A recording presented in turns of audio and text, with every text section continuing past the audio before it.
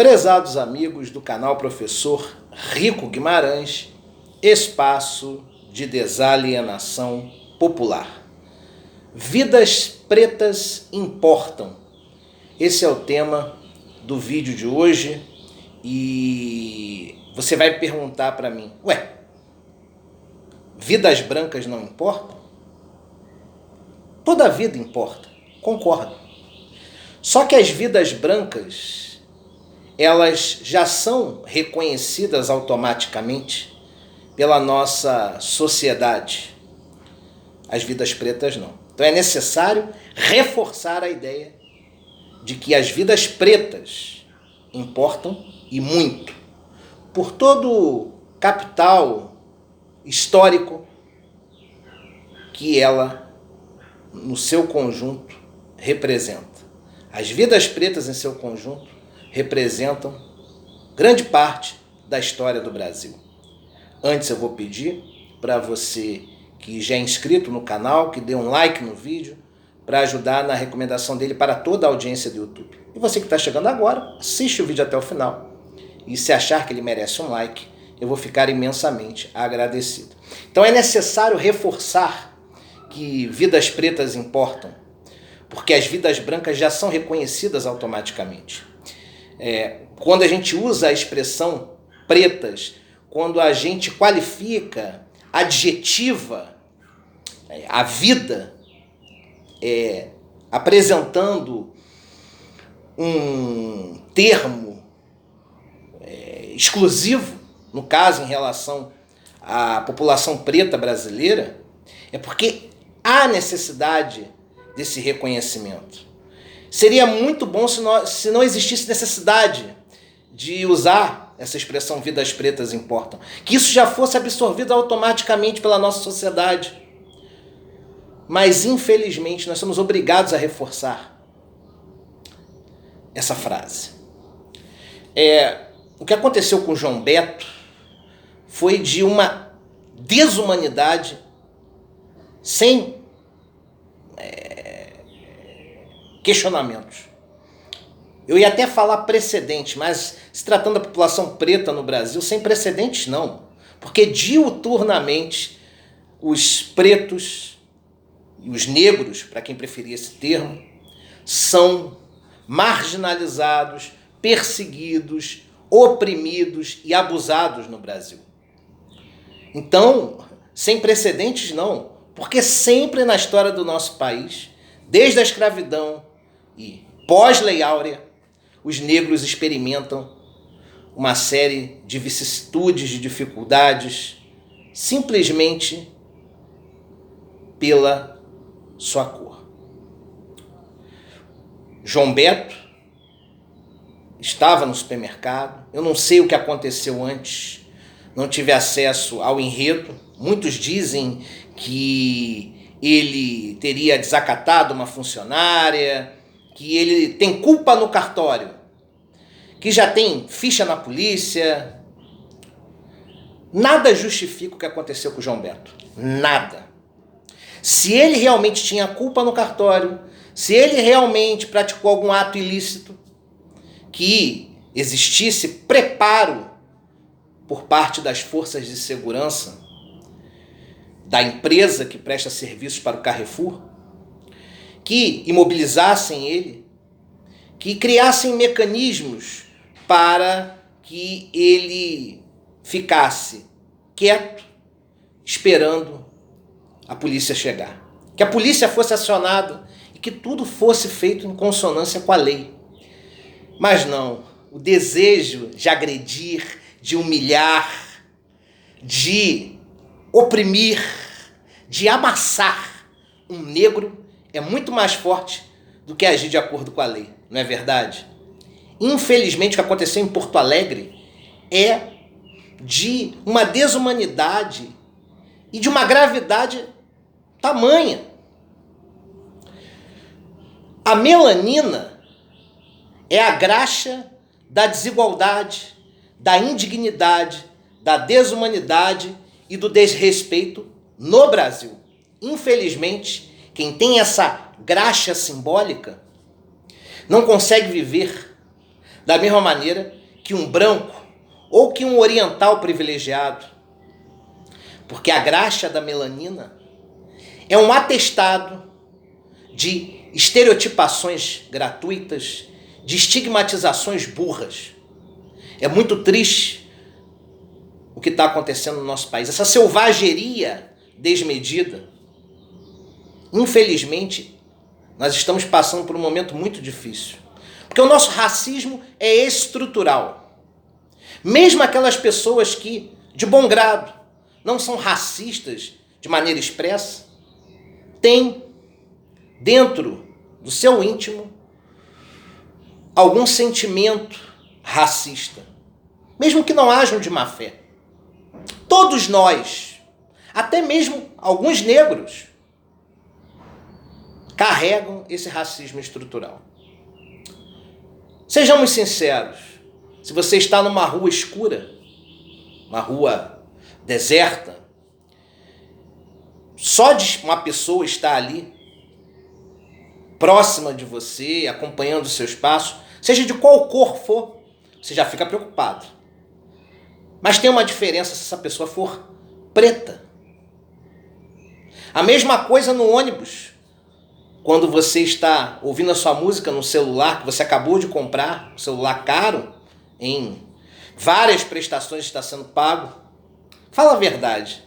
Quando entra um branquinho passando pela roleta e ele mira a vaga que está do lado do seu banco, dependendo da maneira como ele se apresenta, do seu estereótipo, talvez você fique até preocupado. Talvez ele não esteja se apresentando bem. O nosso mundo é feito de aparências e não de essências, infelizmente. Mas quando quem entra é o estereótipo padrão de um bandido, vendido pela mídia, né? O mainstream midiático vende que o bandido padrão é negro. E quando alguém com esse perfil, principalmente se não estiver bem vestido, ou cheio de correntes no pescoço, ou sem a camisa, senta do seu lado, o medo se instala sobre você. Isso é racismo estrutural. Você defende o extermínio da população preta? Você tem ódio de negros? Não. Mas esse racismo estrutural está impregnado no conjunto de informações que a mídia impõe sobre você e você absorve como se fosse verdade absoluta. Nós temos que fazer esse debate no Brasil. Agora, para combater o racismo estrutural, antes de tudo nós temos que combater o racismo declarado. Esse é abjeto. Toda forma de racismo é ruim, mas o racismo declarado, que ganhou força depois que a direita retornou ao poder, que estava ali velado, escondido, porque o Brasil estava sendo governado por políticos progressistas, então as pessoas tinham vergonha, né, de manifestar os seus racismos, né, de materializar os seus preconceitos acerca da etnia, né, ou do que coloquialmente chamamos de raça em relação às pessoas. Mas ganharam coragem e de maneira abjeta agora estão vomitando diuturnamente seu preconceito étnico-racial sobre as pessoas, porque se sentem encorajadas, se sentem predispostas a expressar isso, porque quem está governando o Brasil assina embaixo nessa maneira de se enxergar a sociedade, de apresentar autenticamente o seu preconceito. Nada mais autêntico do que mostrar quem você é, mesmo que essa autenticidade esteja em consonância com o desrespeito, a indignidade. As pessoas se sentem encorajadas simplesmente porque elas são verdadeiras. Melhor ser racista e verdadeiro do que ser um hipócrita, que também é racista, mas não coloca para fora. Errado. O racismo ele é abjeto, mas no que concerne ao racismo, não é nem um pouco bonito colocar para fora. É até melhor você guardar o seu racismo e tentar estudar, se instruir, se preparar para desconstruir esse racismo que está dentro de você. Então você que é racista e está assistindo esse vídeo, tem como se curar dessa doença ainda. Busque informações, se atualize, estude, se instrua, se torne uma pessoa melhor. Nunca é tarde para arrancar um câncer de dentro de você, nesse caso, o câncer de discriminação étnico-racial. Por fim, eu gostaria de dar um recado para as forças progressistas do nosso país. Eu acho extremamente legítima a luta, por mais violenta que seja, numa situação tão extrema e abjeta como essa, que vitimou João Beto, que vitimou Ágata, que vitimou o músico no subúrbio do Rio de Janeiro, com mais de 80 tiros no carro. Porque, como eu falei, a melanina no nosso país é a graxa da desgraça, da indignidade, do desrespeito ao ser humano, que a carrega. Nós temos que desconstruir isso. Agora, volto sempre àquilo que eu sempre coloco.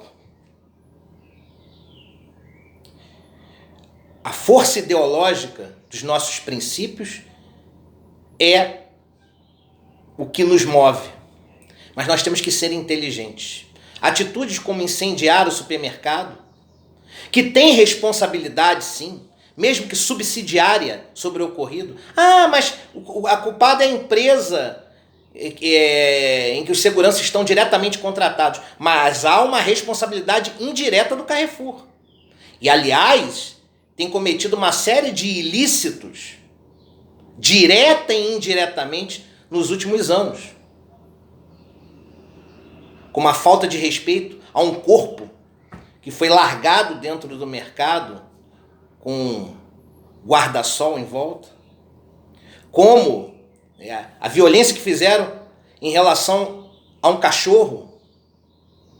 E vários clientes que já foram desrespeitados dentro desse supermercado. Mas independentemente dos erros diretos e indiretos cometidos pelo Carrefour, nesse caso, a responsabilidade direta é da empresa de segurança, pelo despreparo dos seus representantes, dos seus agentes. Mas indiretamente o Carrefour é responsável também. Porque se eu sou uma pessoa jurídica e contrato uma outra pessoa jurídica para prestar serviços para mim, mesmo que indiretamente eu respondo pelos atos ilícitos dessa empresa que eu estou contratando. Então o Carrefour tem uma responsabilidade indireta. Agora, além disso, voltando ao mérito do que eu estava falando para encerrar o nosso vídeo, que fique claro uma coisa. Fique claro, bem claro. O modus operandi das forças progressistas está errado, ao meu ver.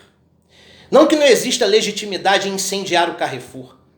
Eu acho que é um ato de indignação àquilo que vem ocorrendo no Brasil e tem se intensificado, o que nos preocupa. Mas não é uma atitude inteligente. Ela pode ser legítima, mas não é inteligente. Porque a direita passadora de pano, as forças reacionárias e conservadoras vão jogar isso contra a esquerda.